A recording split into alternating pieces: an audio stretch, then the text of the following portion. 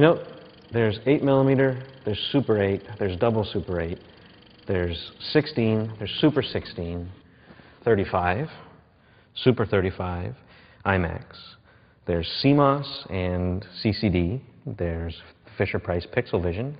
There's HD, HDV, Mini DV, DV Cam. There's VHS and Beta. There's Betacam, there's Betacam SX, and there's Digibeta, but it's all basically the same thing. It's light, a handsome dude, a lens,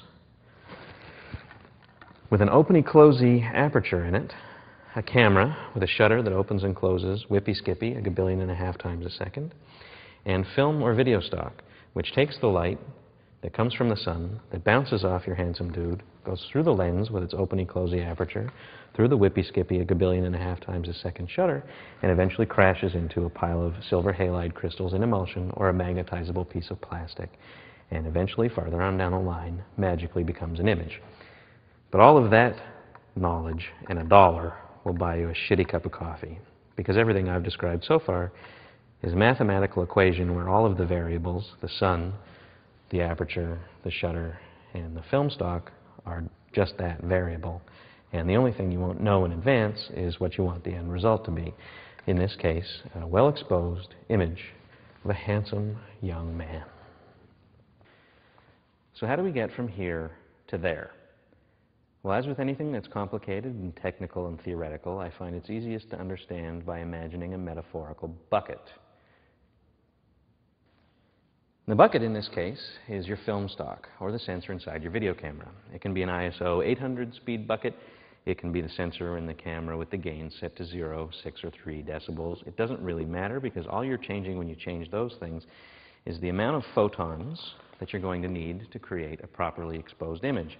And in this case, it's 5 photons. The next thing is the shutter, which opens and closes whippy-skippy a gabillion and a half times a second, alternately allowing and preventing light from passing through. And it can do that in a 60th of a second or a 500th of a second, or in however long that is.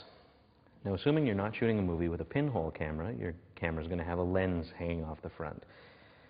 And all math aside, lenses do 2 jobs. They focus the light coming in onto the film, and they control the amount of it that passes through with the aperture, which is a fancy word for hole.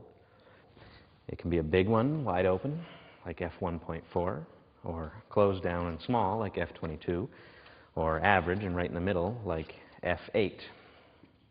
Now this is no bucket. This is a Panaflex, or an Aeroflex, or a Bolex, or an Agfa Movex. It's a Krasnogorsk or a Beaulieu.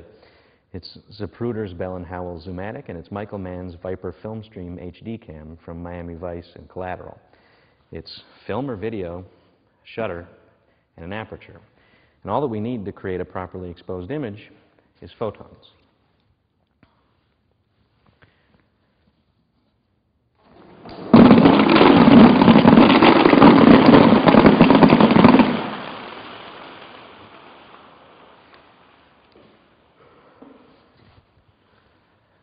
Of course, there's more to taking a good-looking picture than just getting the exposure right.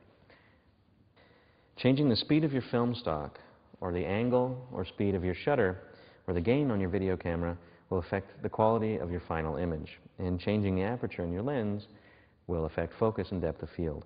And assuming that you're not using a box full of plastic balls as your light source, you're going to be able to control that as well. Taking a good picture is as complicated as you want to make it. But in every camera ever, since the beginning of time, since cameras were invented thousands of years ago by a guy on Wikipedia, they've all been basically the same thing. Film or video, shutter, aperture, a handsome fellow, and a light source. Now stay tuned for our next video, which will be on fixing an underexposed image in post, because I'm not doing the ball drop thing again.